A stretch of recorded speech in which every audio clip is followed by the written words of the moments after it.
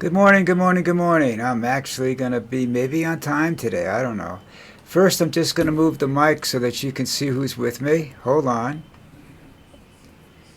There she is. That's Lucy. Hey, baby. How are you? Huh? Lucy is my 4-year-old German Pinscher. They're actually the predecessor of the Doberman and the miniature Pinscher. They were here first. So at least that's what they say in some of the articles I read. I'm sure there'll be different stories. We saw all of a sudden there's like 7 Doberman Pinschers around here, which is very unusual. But the first one we saw today was the first black one, and it looked just like Lucy, just a big version of it. Of course, it has the short tail. Lucy has a regular tail. They did a lot of Dobermans come through with that a regular tail, and they cut the tail. Excuse me, they cut the tail, and then they fix the ears so they stand straight up, which is just making them liable for infection because everything in the world gets in those ears. Then that's why they have a lot of ear infections. You know, when I was they had a bad name when I was in high school and right after high school. So we're talking from the early '60s to the early '70s probably. They had a very bad name. Their deal was that they were used as estate guards, which meant that they were put in a pen and they were let loose at night to run the estate. And the handlers, they had special handlers and whatnot. But in a couple of cases, they attacked and killed kids. Well, first of all, the kids were where they weren't supposed to be, and they couldn't call the dogs off because that's the way the dogs were trained. It's not that it wasn't the dog's fault, although the dogs were put to sleep. It wasn't their fault. It was the way they were trained, you know. And I had later on,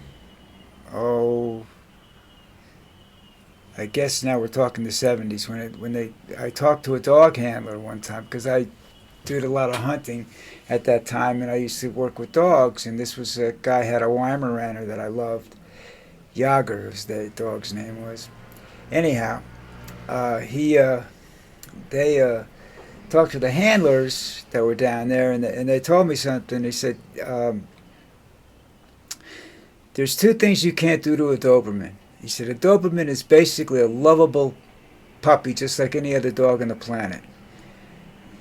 The one thing 2 things you can't do to them is try to force them to be show dogs. That's very strict training. They're no longer nice and friendly. They're not vicious at that point in time, but they become unfriendly. And the other is when you fix their ears and you bob their tail, that just fucks them up. You know, if you leave the dog alone, it's a wonderful, wonderful, warm, loving dog.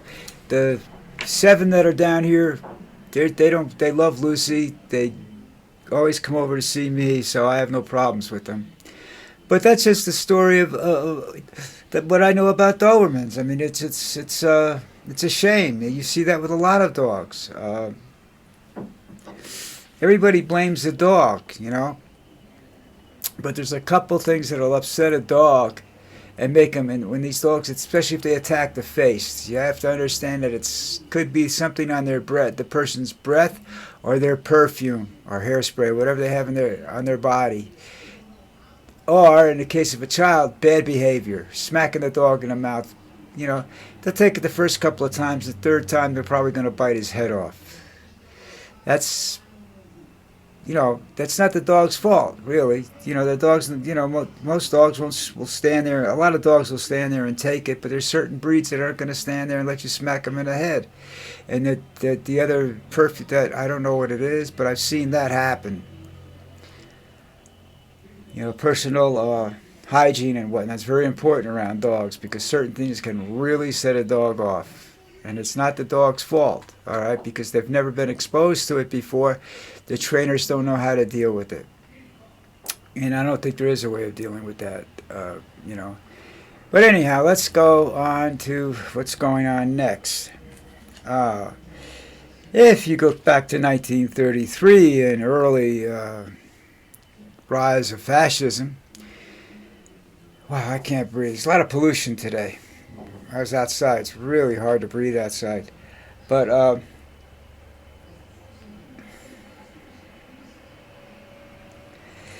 you could tell that Trump is trying to rewrite history. And that's what was done back then with the Germans when they invaded Poland and France and everything. They tried to rewrite history, re-educate the people. That's what Trump is trying to do now. Maybe the same difference. I don't know. I think Hitler was smarter than Trump was, though, and he had much less education. But do you ever notice dictators don't have any artistic talent? It's kind of weird, isn't it? It's one thing that's nothing. I mean, they can't do anything, you know? Sing, draw, paint, write, nothing. All right, anyhow, getting back to this, what I'm talking about here is now Trump is going after, is appointing his own January the 6th commission to investigate the riots that took place. And so that everything you saw on CNN and everything that you watched live and everything like that back in the time is going to be told you is going to come out, and this new commission will tell you it's false, that these people don't deserve the charges that they faced and whatnot.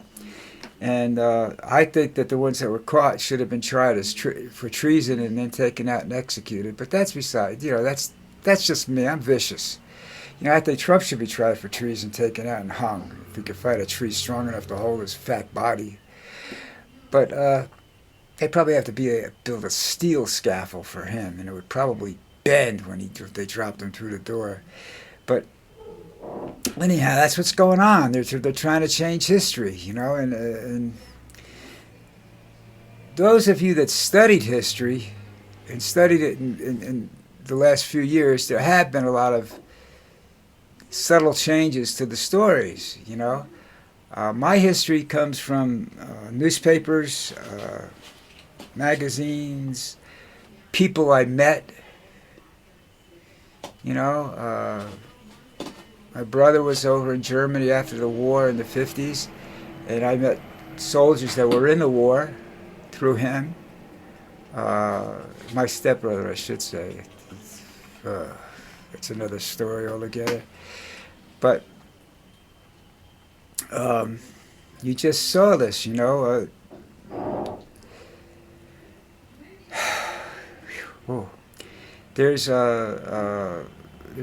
there's history there that they've changed slightly and downplayed certain things. It's like what was the squadron called?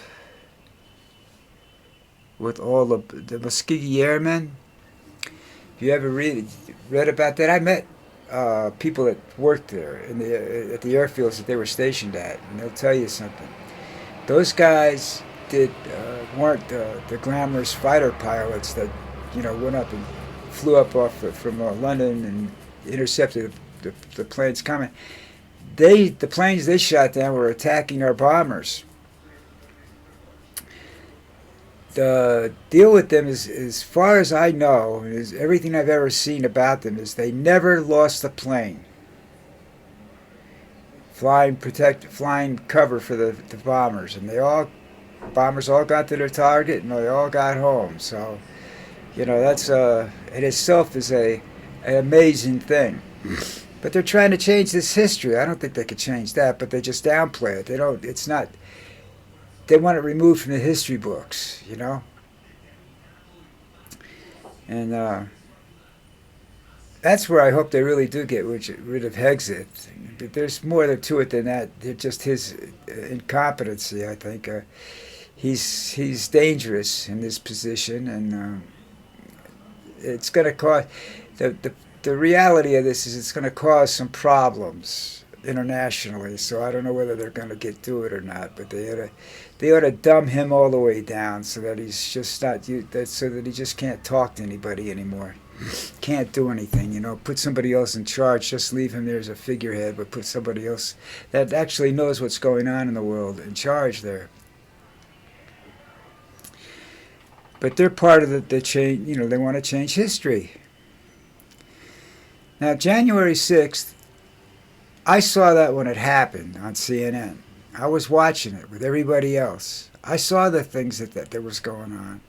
And I got to tell you something. To tell me that these guys were innocent, a couple of them need some serious therapy, especially the guy wearing a buffalo head.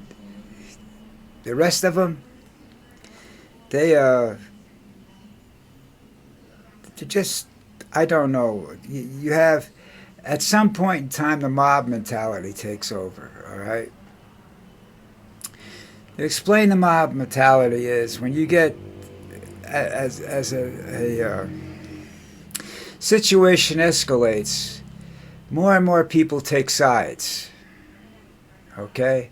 If you have you put two group of people in the street like this, and there's a lot of yelling and screaming and pushing and shoving back and forth, people outside of these groups, outside of the first 10 people or 5 people or whatever that started this thing, start to show up and start to pick sides. There's a lot of different reasons why they pick sides. The other side's got too many people, we want to equal it out. And then you have what you call a mob mentality. They go along with what the mob is doing until they realize how wrong it is. And then they, put their heads down and walk away. As soon as gunfire or something like that starts, then they understand. It shocks them back to reality. But before that, it's what they call a mob mentality. They take on the personality of the ones in the front, And they end up doing things that they ordinarily wouldn't do. And in a lot of cases. Some cases, it's just bad people banding together, And that's what happens. But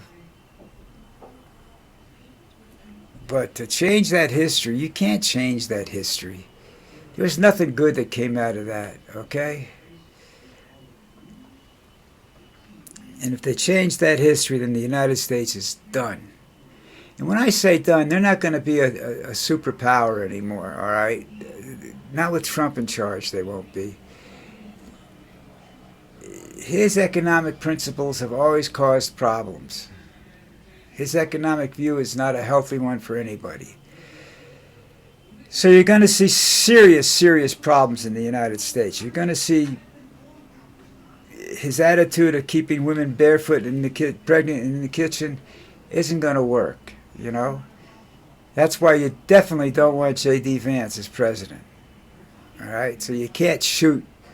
That's why nobody's really shot Trump, okay? That kid had the best chance of anybody I've ever seen in my life that took that shot. It should never have happened. I mean, I don't see how it could have happened unless they let him get up there. And maybe they thought, just like Oswald, maybe. I think sometimes about Oswald getting shot. And maybe he knew something he wasn't supposed to say. But just like the kid that shot at Trump, he got shot and killed because he actually accidentally killed somebody else. Had he lived, maybe we'd be talking a different story right now. Because I think Trump, I think that the whole thing was faked. Because he was an excellent shot, and I don't know how he missed that fat slob, But I don't want to get into that. All right, listen, it's Friday afternoon. Tomorrow's Saturday. Sunday I won't be here. So I want you guys to enjoy tomorrow, and what's left of today. Enjoy it. Go out tonight, party, do whatever you do, and I'll see you tomorrow morning if you're awake. Okay, but fortunately I load these things up so you can watch them anytime you want.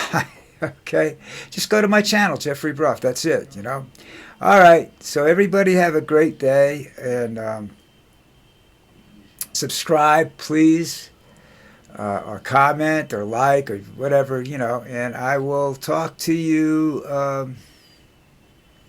I guess sometime tomorrow morning. I guess I think I'll be up early tomorrow. I don't know. All right, everybody, take care. Ciao.